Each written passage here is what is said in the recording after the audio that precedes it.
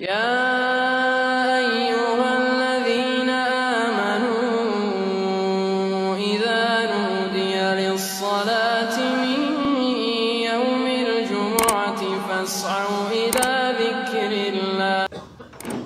الحمد لله نحمده ونستعينه ونستغفره ونعوذ بالله من شرور أنفسنا ومن سيئات أعمالنا من يهده الله فلا مضل له ومن يضلل فلا هادي له وأشهد أن لا إله إلا الله وحده لا شريك له وأشهد أن محمدًا عبده ورسوله أما بعد فإن خير الحديث كتاب الله وخير الهدي هدي محمد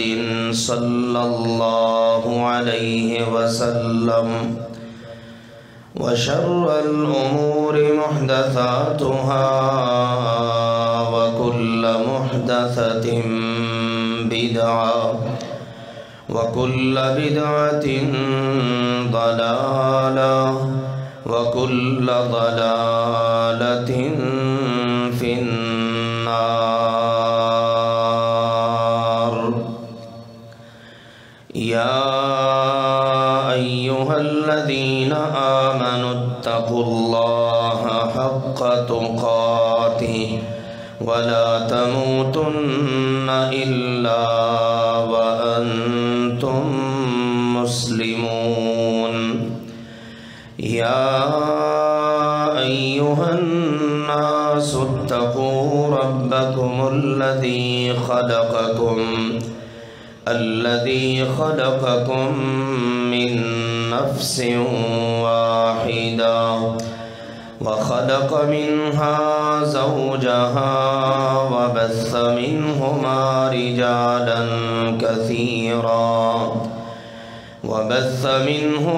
رجالا كثيرا ونساء واتقوا الله الذي تساءلون به والأرحام إن الله كان عليكم رقيبا.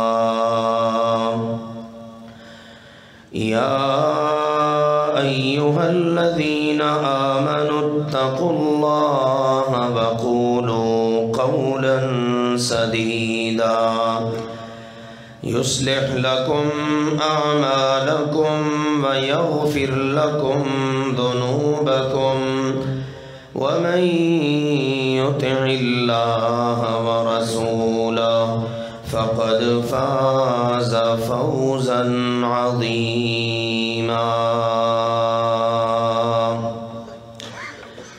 وقال سبحانه وتعالى في سورة قاف بعد أعوذ بالله من الشيطان الرجيم وجاءت سكرة الموت بالحق ذلك ما كنت منه تحيد ونفخ في الصور ذلك يوم الوعيد وجاءت كل نفس معها سائق وشهيد لقد كنت في غفلة من هذا فكشفنا عنك غطاءك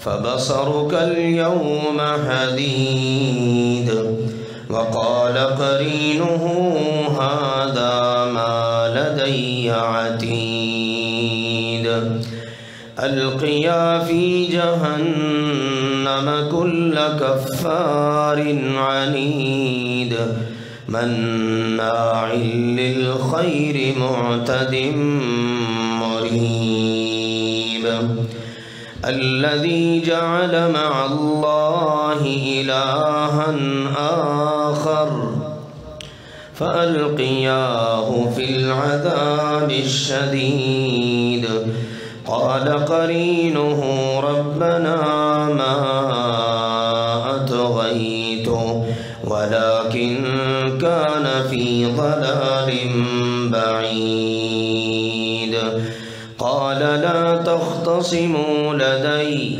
وقد قدمت إليكم بالوعيد ما يبدل القول لدي وما أنا بظلام للعبيد وقال سبحانه وتعالى بسم الله الرحمن الرحيم قل أعوذ برب الفلق من شر ما خلق ومن شر غاسق إذا وقب ومن شر النفاثات في العقد ومن شر حاسد إذا حسد. اللہ سبحانہ وتعالی نے ارشاد فرمایا بسم اللہ الرحمن الرحیم قل اعوذ برب الفلق، فرما دیجئے اے میرے پیارے پیغمبر محمد کریم صلی اللہ علیہ وسلم کہ میں مخلوق کے رب کی پناہ میں آتا ہوں. من شر ما خلق، ہر اس چیز کے شر سے جسے اس نے پیدا کیا. ومن شر غاسق اذا وقب، اور اندھیرے کے شر سے کہ جب وہ چھا جائے. ومن شر النفاثات في العقد، اور گروں میں پھونکنے والیوں کے شر سے. ومن شر حاسد اذا حسد، اور حسد کرنے والے کے شر سے جب وہ حسد کرے. رسول اللہ صلی اللہ علیہ وآلہ وسلم نے ارشاد فرمایا اجتنبوا السبع الموبقات، 7 ہلاک تباہ برباد کر دینے والے گناہوں سے بچو. منہا السحر، ان میں سے ارشاد فرمایا ایک ہے جادو.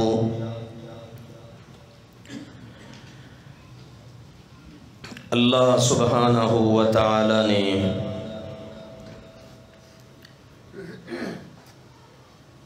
جہاں اپنی مخلوق کو فائدہ پہنچانا، ان کی خیر خواہی اور بھلائی کرنا، اس کو اپنی عظیم عبادات میں رکھا ہے، وہیں اللہ تعالیٰ نے اپنی مخلوق کے ساتھ برائی کرنے، ان کی بدخواہی کرنے اور ان کو نقصان پہنچانے کو عظیم گناہوں میں رکھا ہے.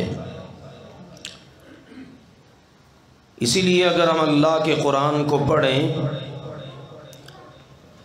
تو اس میں یہ بات موجود ہے، اللہ نے یہ اصول بنا دیا ہے من قتل نفسا بغیر نفس او فساد فی الارض فکأنما قتل الناس جمیعا جس نے کسی ایک جان کو ناحق قتل کر دیا، صرف ایک جان کو، اس نے کسی کا قتل نہیں کیا کہ قصاص میں اسے قتل کر دیا جائے، اس نے زمین میں کوئی فساد نہیں مچایا کہ جس کی وجہ سے اس کا خون حلال ہو جائے، بغیر کسی وجہ کے ناحق اگر کسی نے کسی جان کا قتل کیا تو اس پر اتنا بڑا گناہ ہے گویا اس نے ساری انسانیت کو ہی قتل کر دیا ہے۔ وَمَنْ أَحْيَاهَا فَكَأَنَّمَا أَحْيَا النَّاسَ جَمِيعًا، اور جس نے صرف ایک جان کو زندگی بخشی، اس کو زندگی دینے میں ہیلپ کی، مدد کی، تو اللہ اس کو اتنا اجر دیتا ہے گویا کہ اس نے ساری انسانیت کو ہی زندگی بخش دی۔ آپ دیکھیے اللہ تعالی اپنی مخلوق کو نقصان پہنچانے کو کتنا بڑا گناہ قرار دے رہا ہے اور فائدہ پہنچانے کو کتنا بڑا اجر کا کام قرار دے رہا ہے۔ اسی لیے مخلوق کا کسی بھی طرح سے نقصان کرنا، بھلے وہ اپنا جسم ہو، اپنے اعزاء اقارب ہوں، دوست احباب ہوں، جان پہچان والے ہوں، یا وہ ہوں جن سے جان پہچان نہیں ہے، سب کے ساتھ خیر خواہی کرنا اسلام اس کا درس دیتا ہے۔ آپ کسی بھی چیز کو نقصان نہیں پہنچا سکتے، یہ ہمارا اسلام ہے، یہ ہمارا دین ہے۔ حتیٰ کہ آپ اپنے جسم کو بھی نقصان نہیں پہنچا سکتے، کیونکہ یہ جسم یہ ہمارا نہیں ہے، یہ کس کا ہے؟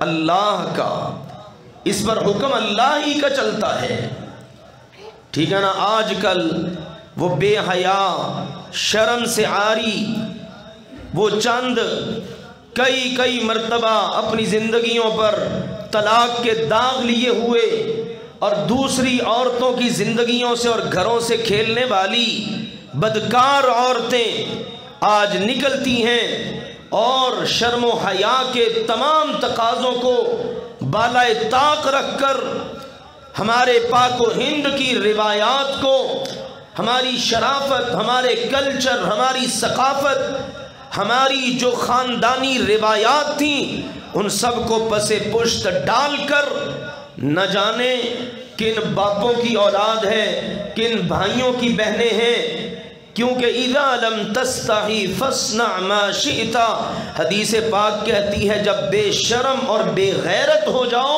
تو جو چاہو مرضی کرو۔ ایسی باتیں اور ایسے پلے کارڈز، پھر اس میں نعرہ کیا ہے؟ میرا جسم میری مرضی۔ اندازہ کریں آپ، تمہارا جسم کہاں سے، تمہاری مرضی کہاں سے؟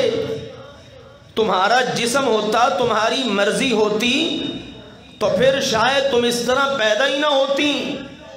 اپنی مرضی سے ہر انسان پیدا ہوتا۔ اگر جسم پر اپنی مرضی ہوتی تو غریب کے گھر میں کوئی بھی پیدا نہ ہوتا، سب امیروں کے گھروں میں ہی پیدا ہوتے۔ اپنے جسم پہ اگر اپنی مرضی ہو تو کس کا دل چاہتا ہے بیمار ہونے کو؟ کس کا دل چاہتا ہے مرنے کو؟ کس کا دل چاہتا ہے کہ اپنے وجود کے اندر کوئی تغیر آئے، کوئی تبدیلی آئے؟ اس لیے جسم بھی اللہ کا ہے، مرضی بھی اللہ کی ہے۔ جب اس نے چاہنا ہے اس جسم میں سے روح کو نکال لینا ہے، ٹھیک ہے، تو اس لیے جسم بھی اللہ کا، مرضی بھی اللہ کی۔ در حقیقت یہ کافروں کی الغار ہے۔ اسی لیے تو دیکھا نہ دیکھنے والوں نے میڈیا پر عام ہے، جھنڈے وہاں پاکستان کے نہیں فرانس کے لہرا رہے ہیں۔ فرانس کیا ہے؟ ایک گستاخ رسول ملک۔ آج انہی ممالک کی فنڈنگ سے پاکستان کی پاک سرزمین کے اوپر یہ گندی اور بے حیا عورتیں نکل کر احتجاج کر رہی ہیں، اور وہاں جانے والوں نے، بعض لوگوں نے، میں سمجھتا ہوں بڑا اچھا کردار ادا کیا ہے۔ ہم ان میڈیا پر آ کر قرآن و سنت کی آواز اور اس کے پیغام کو آگے لوگوں تک پہنچانے والوں کو سلام پیش کرتے ہیں کہ جنہوں نے واضح طور پر اس بات کا پیغام دیا ہے کہ مرضی ہماری نہیں ہے، مرضی اللہ کی ہے، ہم اپنی مرضی سے کچھ بھی نہیں کرتے۔ ایک نوجوان نے تو بڑی خوبصورت بات کی، اس نے کہا ہمارا اگر سور خنزیر کھانے کو دل کرے تو ہم نہیں کھائیں گے، کیوں؟ اس لیے کہ ہمارے رب نے منع کیا ہے۔ کتا کھاتا ہے کوئی؟ اپنا جسم اپنی مرضی کے نعرے لگانے والے کھائیں گا ذرا کتا؟ نہیں کھائیں گے، اس لیے کہ مرضی اپنی نہیں، مرضی پیدا کرنے والے کی ہے۔ اس لیے ان باتوں کو سمجھنا چاہیے، اور ایسا فتنہ اور ایسے لوگ کبھی بھی ہماری نوجوان نسل کو ان کا کسی صورت حصہ نہیں بننا چاہیے۔ ہمارا اسلام ہمارا امتیاز ہے، ہماری مذہبی اقدار ہیں، ہماری معاشرتی روایات ہیں، ہماری خاندانی اقدار ہیں۔ جو اس خطے میں بسنے والے لوگ ہیں، یہ مادر پدر آزاد، یہ آج آ کر لوگوں کو ان کے گھروں کے تقدس کو پامال کرنا چاہتے ہیں۔ میں پاکستانی قوم کو بھی سلام پیش کرتا ہوں کہ انہوں نے اس بار اللہ کے فضل و کرم سے اس کو بالکل ریجیکٹ کر کے رکھ دیا، اور پہلے سے کہیں زیادہ شد و مد کے ساتھ یہ آوازیں بلند ہو رہی ہیں کہ ہم لوگ شرم و حیا والے ہیں، شرم و حیا سے عاری نہیں ہیں۔ تو میں یہ عرض کر رہا تھا، نہ اپنے وجود کا نقصان نہ کسی دوسرے کا نقصان اگر بندہ کرتا ہے، کوئی انسان کرتا ہے، تو وہ بہت بڑے جرم کا مرتکب ہوتا ہے۔ نقصان پہنچانے والی چیزوں میں سے ہم نے بعض چیزوں کا ذکر کیا ہے۔ بعض چیزیں ہوتی ہیں ظاہراً نظر آنے والی، ان کا وجود ہوتا ہے، جسم ہوتا ہے۔ مثلا آپ کسی کو ضرب لگاتے ہیں، آپ کسی کو ڈنڈا مار دیتے ہیں، آپ کسی کو تھپڑ مار دیتے ہیں، یہ ظاہری طور پر نقصان پہنچانے کی شکلیں ہیں۔ اور ایک شکل ہوتی ہے باطنی طور پر۔ باطنی طور پر کیا ہے؟ ایک بندہ ہے، اس کو پتہ ہے کہ میری نظر لگ جاتی ہے، اس کو یہ تلقین ہے، جیسا کہ ہم نے بتایا، جب بھی وہ کسی اچھی چیز کو دیکھے تو اس سبق کو ذرا ریپیٹ کر لیجئے تو کیا کہے؟ ما شاء اللہ لا قوت الا باللہ۔ اللہ اس کی نظر سے جس کی طرف وہ دیکھ رہا ہو، اللہ اس کو محفوظ کر دے گا۔ اور اس کی جو تفصیلات ہیں وہ جو میں نے خطبے میں بیان کی ان کو آپ سن لیجئے گا۔ حسد کا مسئلہ ہوتا ہے، یہ بندے کے کنٹرول میں ہوتا ہے۔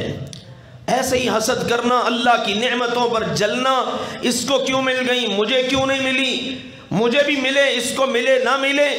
ہاں بندہ یہ کہے اللہ اس کو بھی مبارک کرے اور اللہ مجھے بھی عطا کرے۔ یہ حسد کا علاج ہے کہ اپنے دل کو اگر وہ ایمان سے منور کرنا چاہتا ہے تو اس کو پھر اپنے دل کو حسد سے پاک رکھنا ہوگا، کیونکہ ایمان اور حسد ایک دل میں اکٹھے نہیں ہو سکتے۔ تیسری چیز جس کا ذکر چل رہا ہے وہ ہے جادو۔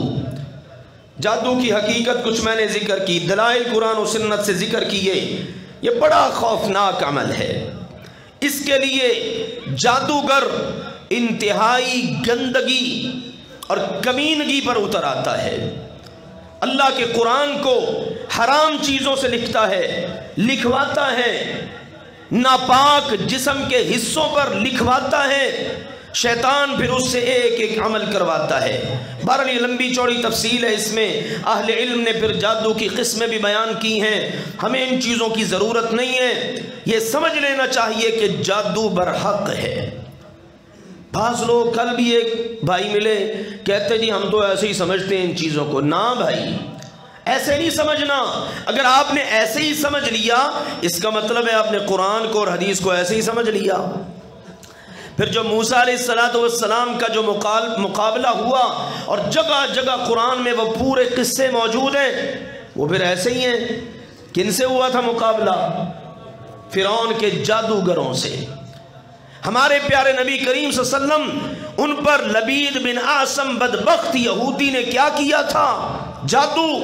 اس کا مطلب ہے پھر تو آپ قرآن اور حدیث کو ایسے ہی سمجھ رہے ہیں. ایسے ہی نہیں سمجھنا، یہ حقیقت ہے. لیکن یہ بھی نہیں کہ ذرا سا کوئی مسئلہ ہوا تو بس جی کسی نے کچھ کر ہی نہ دیا ہو، یہ بھی ٹھیک نہیں ہے معاملہ. اس لیے ان ساری چیزوں سے اپنے آپ کو حفاظت میں رکھنا ہے. میں ابھی انشاءاللہ آپ کو دو چیزیں بڑی اہم ذکر کرنے لگا ہوں علاج کے حوالے سے، لیکن اس سے پہلے اس بات کو اچھی طرح ذہن نشین کر لیں.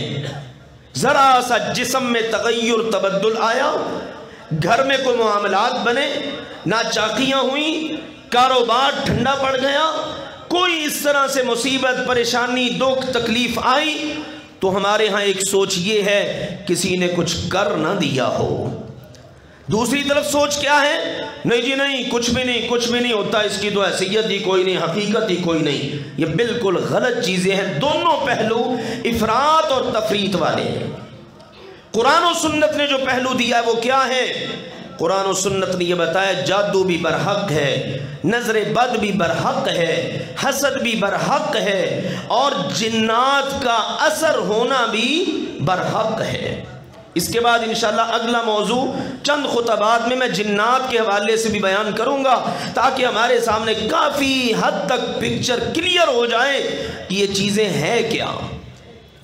تو جادو ہو جاتا ہے، جادو کے ذریعے نقصانات بڑے بڑے ہو سکتے ہیں، جان بھی لی جا سکتی ہے، قتل کیا جا سکتا ہے، جسم کا کوئی حصہ مفلوج کیا جا سکتا ہے، اولاد کی بندش کی جا سکتی ہے، رگیں نسیں بند کر دی جاتی ہیں، دماغ پر تسلط ہو جاتا ہے، چلتا ہوا کاروبار تباہ کیا جا سکتا ہے، بچوں کے رشتے روک دیے جاتے ہیں، انسان کو بزدلی کا شکار بنا دیا جاتا ہے. اس طرح کی بے شمار نقصان کی شکلیں ہیں. میاں بیوی کے درمیان ناچاکی کروا دی جاتی ہے، بہن بھائیوں کے درمیان دراڑیں ڈال دی جاتی ہیں، اور ماں باپ کے سامنے ان کے بچوں کو اس اذیت سے دوچار کیا جاتا ہے کہ صرف بچے ہی نہیں، ماں باپ کی زندگی بھی اجیرن ہو جاتی ہے. یہ ساری شکلیں جادو کے خوفناک اثرات کی موجود ہیں. اس کے علاوہ بھی اور بہت کچھ ہے. اور جادوگر جو ہے اسی لیے کمینی حرکتیں کر کر کے شیطان سے تعاون لیتا ہے، شیطان سے مدد لیتا ہے. پھر شیطان اس کے دل میں جو خیال ڈالے، جنات کی شکل میں آ کر جو تقاضا کرے، وہ ہر تقاضے کو پورا کرتا ہے. اگر تقاضے کو پورا نہ کرے تو پھر اس کو اپنی جان کا اس شیطان سے خطرہ پڑ جاتا ہے. اسی لیے تو جادو کا کرنا، جادو کا کروانا، یہ سب کا سب کفر ہے. جادو کا علاج جادو سے کرنا یہ بھی کفر ہے. اب اس بات کو سمجھیے علاج کے حوالے سے کہ ہم نے علاج کیسے کرنا ہے اور اس کا حکم کیا ہے. سب سے پہلے یہ ہوتا ہے، کوئی بھی کسی کو مسئلہ ہوتا ہے نا تو تلاش کرتا ہے نجومی کو، کاہن. آج کل تو دنیا بہت آگے چلی گئی ہے، لیکن ہم سمجھتے ہیں عقل کے لحاظ سے انسان پتہ نہیں اتنا پیچھے کیوں ہے. یہ فٹ پاتھوں میں بیٹھے ہوئے بڑے بڑے اشتہار لگانے والے لوگوں کو کہتے ہیں محبوب تمہارے قدموں میں، قسمت کا حال بتائیں، کتنے بڑے بڑے نعرے.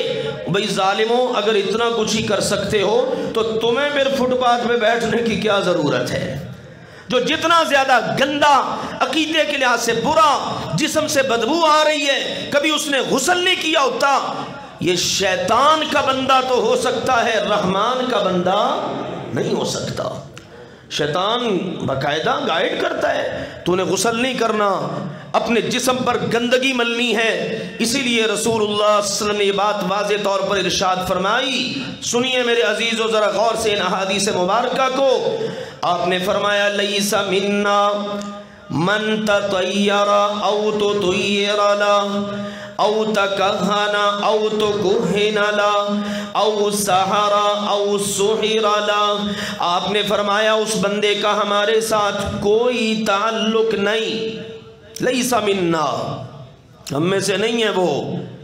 وہ دم نہ بھرے کہ میرا محمد مصطفیٰ کے ساتھ تعلق ہے صلی اللہ علیہ وسلم. یا نہ مسلمان کا لیس منا، ہم میں سے نہیں ہے وہ شخص جس نے تطیرہ بدشگونی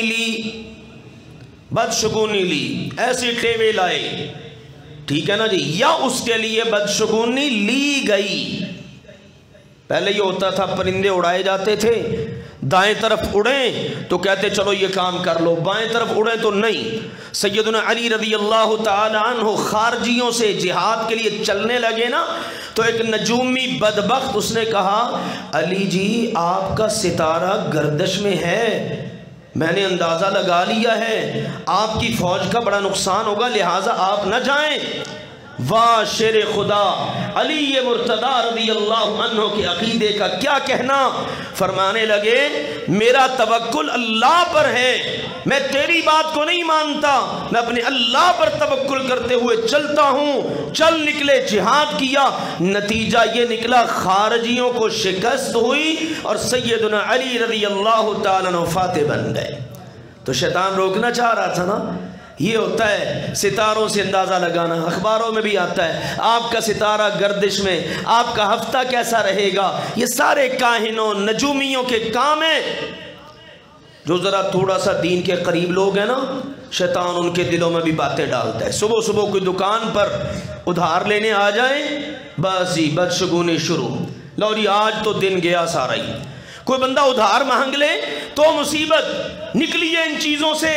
اور یاد رکھیے جو بدشگونی لیتا ہے، جس کے لیے بدشگونی لی جاتی ہے، کوئی کہانت کا کام کرتا ہے، کسی کے لیے کہانت کا کام کیا جائے، جادو کرتا ہے یا کسی کے لیے کیا جاتا ہے، آپ نے فرمایا یہ سارے کے سارے امت مصطفیٰ سے فارغ ہیں، کوئی تعلق نہیں ان کا۔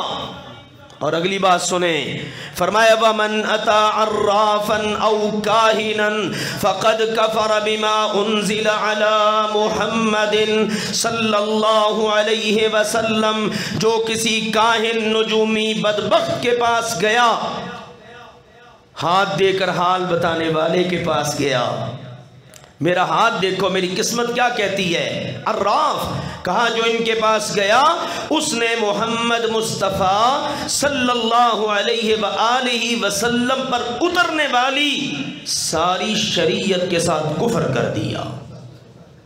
معمولی کام ہے؟ شیاطین کس طرح سے ہمارے عقیدوں اور ایمانوں پر ڈاکہ لگانے کے لیے نقب لگائے ہوئے ہیں۔ اور دوسری حدیث کے الفاظ کیا ہیں، غور سے سنیے گا۔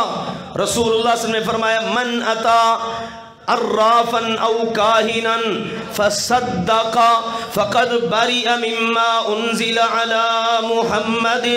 جس بندے نے کسی نجومی کے پاس جانا گوارا کر لیا، چلا گیا اور جا کر اس سے جو پوچھا، حال معلوم کیا، اس کی تصدیق کر دی، آپ نے فرمایا اس نے محمد صلی اللہ علیہ وسلم پر اترنے والی شریعت سے اعلان براءت کر دیا، گیا اسلام سے۔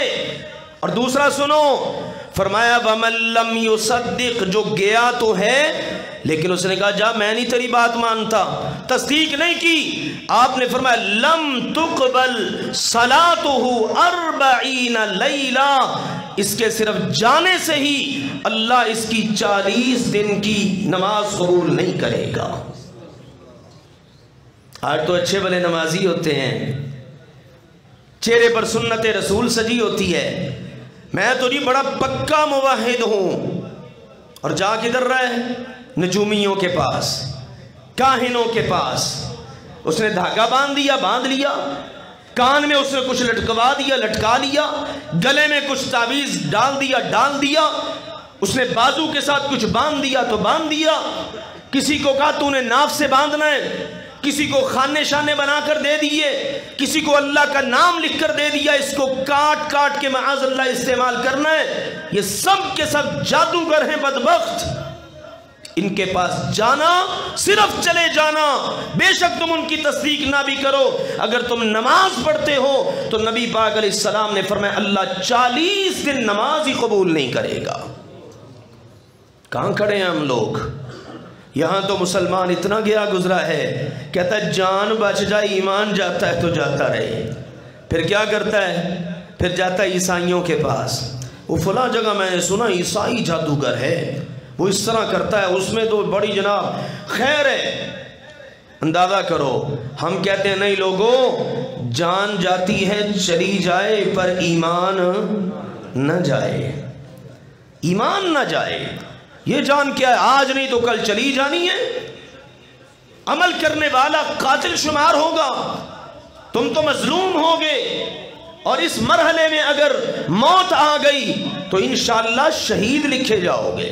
اسی لیے امام ابن تیمیہ رحمہ اللہ تعالی اور دیگر ائمہ نے دلائل کے ساتھ یہ بات واضح کی ہے کہ اس فیلڈ کے اندر آ کر قرآن و سنت سے علاج کرنے والا، یہ باتیں بڑی اہمیت کی حامل ہیں، قرآن و سنت سے علاج کرنے والا وہ ایک مجاہد کی طرح ہے، کیونکہ وہ بھی ان دشمنوں سے لڑ رہا ہے جیسے ایک مجاہد ظاہری کفار دشمنوں سے لڑتا ہے، بلکہ یہ ان سے کہیں زیادہ خطرناک دشمنوں سے لڑ رہا ہے.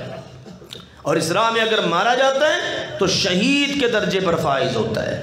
لہذا میرے عزیزو، یہ غیر شرعی علاج کا کوئی راستہ اختیار نہیں کرنا، ان راہوں پر نہیں چلنا. اب آئیے پھر کریں کیا، کرنا کیا ہے، یہ دوسری بات اور انتہائی اہمیت کی حامل. اور یہ عمل کر لیں اور اس پر پکے ہو جائیں. اللہ نے کسی کو اگر بچا رکھا ہے اللہ کا شکر ادا کرے. کسی بھی قسم کا مسئلہ ہے تو پھر دوسری بات میں انشاءاللہ بھی عرض کروں گا. پہلی بات کیا ہے، بچے ہوئے ہیں اللہ کا شکر ہے، کوئی مسئلہ نہیں ہے، چھوٹے موٹے مسائل ہیں تو بھی صرف نظر کیجئے، ٹینشن نہ لیں، دماغ پہ سوار نہ کریں، ہر وقت ان چیزوں کے بارے میں نہ سوچیں، بلکہ آپ سب سے پہلا کام یہ کریں اپنے ایمان کو مضبوط کریں. سب سے پہلے کیا کرنا ہے، ایمان کو مضبوط، اس کو سنبھالیں اور عقیدہ رکھیں. وَمَا هُمْ بِضَارِّينَ بِهِ مِنْ أَحَدٍ إِلَّا بِإِذْنِ اللَّهِ، اللہ کے اذن کے بغیر کوئی ہمارا کچھ بگاڑ نہیں سکتا. وَإِن يَمْسَسْكَ اللَّهُ بِضُرٍّ فَلَا كَاشِفَ لَهُ إِلَّا هُوَ وَإِن يُرِدْكَ بِخَيْرٍ فَلَا رَادَّ لِفَضْلِهِ، اگر اللہ آپ کو نقصان پہنچانے کا ارادہ فرما لے تو دنیا کی کوئی طاقت اس نقصان کو ٹال نہیں سکتی سوائے اللہ کے. اور اگر اللہ آپ کو خیر بھلائی خوشی سکھ پہنچانے کا ارادہ کر لے تو دنیا کی کوئی طاقت اللہ کے فضل کو لوٹا بھی نہیں سکتی. یہ عقیدہ رکھو. عقیدے میں خرابی کی وجہ سے تو بیڑا غرق ہوتا ہے. عقیدے میں جھول ہے، لچک ہے، عقیدے میں خرابی ہے تو پھر ہر ایرا غرا آ کر آپ کو جناب عقیدے کے حوالے سے بالکل غلط لائن پہ لے جائے گا. دوسرا کام کیا کرنا ہے، اللہ کا ذکر. دوسرا کام اللہ کا ذکر. رسول اللہ صلی اللہ علیہ وسلم نے فرمایا میری امت کے لوگوں، آمرکم ان تذکروا اللہ تعالی، میں تم سب کو حکم دیتا ہوں اللہ کا ذکر کیا کرو، اللہ کا ذکر کیا کرو. اور پھر آپ نے مثال دی، آپ نے فرمایا دیکھو ایک شخص ہے، اس کے پیچھے دشمن لگا ہوا ہے، وہ آدمی آگے بھاگ رہا ہے، پیچھے سے دشمن اس کے پیچھے ہے. وہ بھاگنے والا آدمی آپ نے فرمایا کسی مضبوط قلعے میں داخل ہو جاتا ہے، کسی مضبوط قلعے میں داخل ہوا. اب وہ کیا ہے، آپ نے فرمایا وہ ان دشمنوں سے بچ گیا، اس نے اپنی جان بچا لی. آپ نے فرمایا فَذَلِكَ مَثَلُ الرجل الذي يذكر الله لا يحرز من الشيطان الا ذکر اللہ. آپ نے فرمایا یہ مثال اللہ کا ذکر کرنے والے کی ہے، اس کو شیطان سے اللہ کے ذکر کے علاوہ کوئی چیز محفوظ کر ہی نہیں سکتی. اب ان دونوں پہلوؤں پر ہم ذرا غور کریں. عقائد کے لحاظ سے ہمارا کیا حال ہے، ہم کہاں پر کھڑے ہیں، علاج کیا ہے، مضبوط عقیدہ، اور دوسرے نمبر پر اللہ کا ذکر. اور اللہ کے ذکر کے حوالے سے ہم کہاں کھڑے ہیں. ہماری زبان میں 24 گھنٹوں میں سوتے تو چلو سوتے ہیں 6 گھنٹے 8 گھنٹے اس کے نکال کر باقی کا جو وقت ہے اپنی زبان کے استعمال پر ہم سب غور کریں. کتنا ہم اپنی زبان کو اللہ کی فرما برداری میں اور کتنا اللہ کی نافرمانی میں استعمال کرتے ہیں. کتنا قرآن پڑھتے ہیں، کتنا ذکر کرتے ہیں، اور کتنی ہماری زبانوں سے غیبتیں ہیں، چغلیاں ہیں، بہتان ہیں، گالیاں ہیں، گانے ہیں، غلاظتیں بکتے ہیں، پھر علاج کہاں سے ہو؟ اس لیے اللہ کا ذکر وہ ہمارے لیے ایک پناہ گاہ بن جاتی ہے۔ اگر ہم نے شیطان سے، جادو سے، دیگر چیزوں سے بچنا ہے تو ان چیزوں کا اہتمام کریں، خاص طور پر صبح کے اذکار اور شام کے اذکار۔ ان میں ایسی ایسی دعائیں ہیں، 3 مرتبہ پڑھ لیں، 7 مرتبہ پڑھ لیں، 100 مرتبہ پڑھ لیں، شام تک، صبح تک کوئی شیطان آپ کا کچھ بگاڑ ہی نہیں سکتا۔ پھر اس کے بعد میرے عزیزو جو قرآن پاک کی آیات ہیں، سورۃ الفاتحہ ہے، آیت الکرسی ہے، سورۃ البقرہ کی آخری 2 آیات ہیں، بڑی فضیلتیں ہیں۔ سورۃ البقرہ کی آخری 2 آیات کے بارے میں تو آپ نے فرمایا ہر چیز سے کافی ہو جاتی ہیں، پڑھا کرو۔ اسی طرح سے دیگر اور آخری جو 4 قل ہیں، سورۃ الکافرون، سورۃ الاخلاص، سورۃ الفلق اور سورۃ الناس، ان کا بڑا کردار ہے۔ ایک شکل تو یہ ہے، اور بندہ پھر محفوظ رہتا ہے، شیطانوں کے حملے نہیں ہوتے۔ اور اگر بندہ یہ سمجھتا ہے اور کسی قرآن و سنت کے حامل معالج سے اس کی تشخیص ہو جاتی ہے کہ یہ حسد کا شکار ہے، یا اس کو نظر بد کا معاملہ ہے، یا اس پر جادو کا اثر ہے، یا جنات کا اس پر تسلط ہے، پھر اس کو کیا کرنا چاہیے؟ اس کو قرآن و سنت سے علاج کرنے والے معالج سے ہی علاج کروانا چاہیے، بجائے اس کے کہ ادھر ادھر بھاگتا پھرے، فلاں کے پاس جاؤ، فلاں کے پاس، خود بھی کرے۔ ہمارے ہاں کیا ہوتا ہے، قرآن و سنت کے حامل معالجین علاج کر دیتے ہیں، پھر بتا بھی دیتے ہیں اب آپ نے 5 وقت نماز پڑھنی ہے، اس میں سستی نہ کرنا، یہ اذکار کرنا، اتنا قرآن پڑھنا ہے۔ لوگ وہ کہتا ہے آپ ہی نہیں کر دیتے، وہ سمجھتا ہے کہ جناب آپ پڑھیں اور مجھے بھونگ ماریں، ادھر سے بٹن آن کریں، سارا معاملہ صاف ہو جائے۔ ایسا کہاں ہوتا ہے، خود کرنا پڑتا ہے۔ کبھی ڈاکٹر کو بھی کہا ہے ڈاکٹر صاحب اتنا لمبا آپ نے تشخیص کی، آپ نے جناب اتنی میڈیسن لکھ کے دیتی، کیا ایسا نہیں ہو سکتا کہ آپ ہی میڈیسن کھا لیں؟ کبھی کہا کسی ڈاکٹر کو؟ ہمارے ہاں لوگ اس طرح کرتے ہیں، وہ کہتے ہیں نہیں، بتانے والا خود ہی کر دے۔ تو میرے عزیزوں یہ بات یاد رکھیے، قرآن و سنت کے مطابق علاج، چونکہ ہمارے معاشرے کے اندر آپ جانتے ہیں اس فیلڈ کے اندر بھی بہت عجیب عجیب قسم کی صورتحال ہے۔ اچھے بنے لوگ قرآن و سنت کی راہ سے ہٹ جاتے ہیں۔ اللہ کے فضل و کرم سے ایک عرصے سے ہم نے اس مرکز کے اندر دیگر سہولیات کے ساتھ اس کا بھی بندوبست کر رکھا ہے، اور الحمدللہ ماہر راقی اور معالج اللہ کے فضل و کرم سے موجود ہیں۔ اگر کسی کو کوئی مسئلہ ہو، اللہ کے فضل سے قرآن و سنت کی رہنمائی الحمدللہ ملے گی، اس کے مطابق چلنا ہے، عمل کرنا ہے، صبر کے ساتھ، استقامت کے ساتھ، دیگر رہنمائی کو فالو کرتے ہوئے، تو انشاءاللہ آپ دیکھ لیجئے اللہ ذوالجلال والاکرام کس طرح اپنا کرم کرتا ہے۔ اللہ ہمیں ہر قسم کے شر سے محفوظ رکھے، اور شریروں کی شرارتوں سے، حاسدوں کے حسد سے، نظر بد سے، جادو جنات جیسی ساری ہلاکت خیز چیزوں سے اللہ ہمارے اموال کی، ہماری اولادوں کی، ہمارے اہل و عیال کی، ہمارے گھر بار کی، ہر چیز کی حفاظت فرمائے۔ وآخر دعوانا ان الحمدللہ رب العالمین۔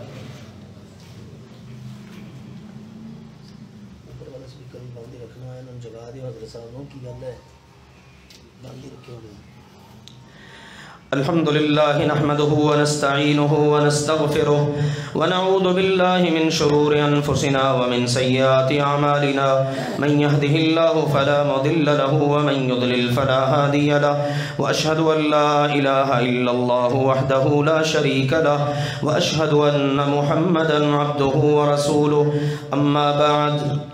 ایک تو میرے عزیزوں ضمناً بات آ ہی گئی، یہ جو 8 مارچ کو خواتین نے احتجاج کیا ملک کے مختلف حصوں میں، اس کا ہماری اقدار سے، اسلام سے تو دور کا بھی تعلق نہیں ہے۔ المیہ یہ ہے کہ وہاں پر ہر طرح کی اللہ اور اس کے رسول کی گستاخی کی گئی۔ شاید آپ نے بھی سنا ہو، یہ تک کہا گیا محمد صلی اللہ علیہ وسلم بھی سن لیں ہمیں کیا چاہیے؟ آزادی۔ اللہ بھی سن لے ہمیں چاہیے آزادی، اولیاء بھی سن لیں ہمیں چاہیے آزادی۔ آپ اندازہ کریں کس قدر مغلظات اور کفریہ چیزیں ہیں۔ اب دیکھو ایک بات میں ضرور کہنا چاہوں گا، ہمارے خلاف کوئی بات کرتا ہے، حکومت کے خلاف، اداروں کے خلاف قانون حرکت میں آتا ہے، لیکن اب قانون کہاں ہے؟ ان لعینوں پر 295 کے باقاعدہ مقدمات بنا کر ان کو قرار باقی سزا دی جائے تاکہ پاکستان کی پاک سرزمین پر کسی ناپاک کو دوبارہ ایسی جسارت نہ ہو کہ اس قسم کی حرکات کریں، پھر اللہ کا نام لے کر، رسول پاک کا نام لے کر، اسلام کا نام لے کر کہ انہوں نے معاذ اللہ آزادی دی ہے، فلاں کی ایسی عجیب قسم کی خباثتیں اور حرکتیں۔ اللہ تعالی ہماری نوجوان نسل کی حفاظت فرمائے، کافروں کے ہر قسم کے اللہ تعالی وار سے ہماری حفاظت فرمائے، ہمارے وطن کی حفاظت فرمائے۔ دوسری بات میرے عزیزوں، رجب کا مہینہ ہے، غالباً رات ہمیں تو ان چیزوں کا بھی اتنا اندازہ نہیں ہوتا کیونکہ روٹین سے کام چل رہا ہوتا ہے، تو آج شاید 27 رجب کا بہت سارے لوگوں نے روزہ بھی رکھا ہوا ہے۔ یاد رکھیے ان چیزوں کا کوئی ثبوت نہیں ہے، نہ یہ گزری ہوئی رات اس کی کوئی عبادت، میں نے پہلے بھی ذکر کیا تھا، پھر یاد دلا دوں، اگر کسی نے روزہ رکھا ہوا ہے تو یہ ٹھیک نہیں ہے روزہ۔ سیدنا علی رضی اللہ تعالی عنہ عیدگاہ میں پہنچے، دیکھا ایک بندہ پہلے سے جناب نماز پڑھ رہا ہے، وہاں پر کوئی نماز نہیں ہے، صرف نماز عید ہے، تو انہوں نے چھڑوا دیا۔ تو وہ بندہ غصے میں کہتا رہی آپ نے میری نماز چھڑوا دی؟ فرمانے لگے یہ نماز ہی نہیں ہے جو اللہ کے نبی نے نہیں پڑھی، جو ہمارے نبی نے نماز نہیں پڑھی وہ نماز ہی نہیں۔ کہا مجھے نماز پڑھنے پر گناہ ملے گا، فرمایا نماز پڑھنے پر نہیں، نبی پاک کی سنت کی مخالفت کرنے پر گناہ ملے گا۔ آج کا روزہ کوئی نہیں ہے، کسی نے رکھا ہوا تو افطار کر دیجئے، ویسے بھی جمعے کا کوئی روزہ نہیں ہوتا، اکیلے جمعے کا، پھر 27 رجب کا کوئی روزہ نہیں ہے۔ ہمارا کام ہے پیغام پہنچا دیا جائے، قرآن و سنت کے دلائل اللہ کے فضل سے واضح موجود ہیں، اس لیے ان چیزوں میں نہ پڑھیے، عمل کیجئے سنت کے مطابق، جس کا فائدہ ہو، جس کا اجر ہو اللہ کے فضل و کرم سے۔ اللہ ہمیں قرآن و سنت کے مطابق زندگی گزارنے کی توفیق عطا فرمائے۔ تیسری گزارش یہ ہے، میں نے جیسے ابھی آخر میں ذکر بھی کر دیا ہے، سچی بات ہے جب مجبور لوگوں کو دیکھتے ہیں تو دل پسیجتا ہے، یہ انسانی فطرت بھی ہے۔ بہت سارے لوگ بیچارے، کوئی نظر بد کا شکار ہے، کوئی حسد کا، کوئی جادو کے عمل سے بیچارہ گزر رہا ہے، کوئی جنات تک کی اذیت میں مبتلا ہو چکا ہے، لہذا دائیں بائیں ادھر ادھر اپنا وقت، اپنا روپیہ، اپنی عزت، اپنا ایمان اس کا سودا کرنے کی بجائے آپ اللہ کے فضل و کرم سے یہاں مرکز میں پیر سوموار سے لے کر جمعرات تک، عصر کے بعد الحمدللہ مغرب تک اللہ کے فضل و کرم سے ایسے دکھی لوگوں کو علاج معالجے کی سہولیات فراہم کی جاتی ہیں، حتیٰ کہ اگر کسی کا کوئی بہت زیادہ مسئلہ ہو تو الحمدللہ ہمارے بھائی اللہ کے فضل و کرم سے اس کے گھر، اس کے مقام پر پہنچ کر بھی الحمدللہ یہ علاج کی قرآن و سنت کے مطابق سہولیات فراہم کرتے ہیں۔ قرآنی آیات پڑھ کر، احادیث پڑھ کر، پھر ان کو باقاعدہ دعوت دی جاتی ہے، نصیحت کی جاتی ہے، آپ نے پاک رہنا ہے، صاف رہنا ہے، گھروں کے اندر یہ ہدایات مد نظر رکھو، ٹھیک ہے نا، اور یہ آپ نے جناب عبادات کا یہ اس طرح سے آپ نے کرنا ہے، یہ اذکار کرنے، یہ اللہ کی توفیق سے کام کیا جاتا ہے۔ اور میں اللہ کا شکر ادا کرتا ہوں اس دورانیہ میں بہت سارے لوگوں کو اللہ سبحانہ و تعالی نے ان مصیبتوں سے نجات دی ہے۔ بتانے کا مقصد یہ ہے کہ سب کو اس بات کا پتہ چل جائے، بعض اوقات چیز کا پتہ نہیں ہوتا تو وہ چھپی رہ جاتی ہے، تو میں نے آپ کے سامنے یہ بات واضح کر دی ہے۔ آخری گزارش ہے میرے عزیزوں، میں تقریباً ہر جمعے آپ کو توجہ دلاتا ہوں کہ جمعے کی ادائیگی کے لیے آپ کوشش کر کے ذرا بر وقت تشریف لایا کریں، تھوڑا سا مزاج کو بدلیے۔ آج بھی میں نے 5 منٹ انتظار کیا ہے، اس لیے کہ ہمارے احباب چند ایک ہی بیٹھے ہوئے تھے، تو آپ دیکھو نا ماشاءاللہ ادھر بھی، اور میں دیکھ رہا ہوں دروازے سے ماشاءاللہ دھڑا دھڑا احباب اوپر جا رہے ہیں۔ یہ اوپر جانے والے احباب یہ دیکھ لیں کہ وہ دروازے سے نا سامنے ہی ہے، ماشاءاللہ سارے نظر آ رہا ہوتا ہے، اس لیے آپ کوشش کریں ذرا بر وقت آ جائیں، ٹھیک ہے نا، آنا تو ہے ہی، خطبہ شروع ہو چکا اس کے بعد آئے تو میرے عزیزوں میں بار بار گزارش کرتا ہوں، وہ جو فرشتوں کی ڈائری ہے نا جمعے کی حاضری والی، یہ نہ ہو کہ اس میں سے ہمارا نام مس ہو جائے، اس لیے آپ کوشش کر کے ذرا تھوڑا جلدی آ جائیں۔ شروع سے آپ قرآن سننا، خطبہ سننا، اس کا بھی ثواب لے لیں، اللہ کے گھر میں بیٹھنے کا ثواب، اس کے بھی مزے لوٹیں۔ تو اس لیے 10-15 منٹ سے اللہ کے فضل سے کوئی فرق نہیں پڑ جاتا، آپ انشاءاللہ تعالیٰ بر وقت آئیں، پوری گفتگو کو سنیں، پورا اجر سمیٹیں، انشاءاللہ فائدہ ہی فائدہ ہے۔ اور آخر میں یہ بھی کہوں گا کہ خود بخود ہی میں نے اب بڑی دیر بعد یہ توجہ دلا رہا ہوں، اللہ کے گھر کے ساتھ تعاون کا آپ خود ہی خیال رکھا کریں، ٹھیک ہے نا جی. یہ بعض اوقات کہنا پڑتا ہے کیونکہ مالی معاملات کو دیکھ کر. اب بھی آپ دیکھ لیں باہر ہم نے آپ کی سہولت کے لیے لکھ کے لگا رکھا ہے بجلی گیس پانی کے جو بلز ہیں نا وہی 77,121 روپے ہیں. یعنی ان ایام کے اندر بھی الحمدللہ اللہ کا شکر ہے 2 مدرسے ماشاءاللہ چل رہے ہیں. اللہ کا فضل و کرم ہے. ہر وقت ماشاءاللہ مسجد کھلی ملتی ہے اور اس طرح ماشاءاللہ لوگوں کی حاضری. پھر جہاں پر اتنے بڑے کام ہو رہے ہوتے ہیں اخراجات بھی اسی حساب سے ہی ہوتے ہیں نا.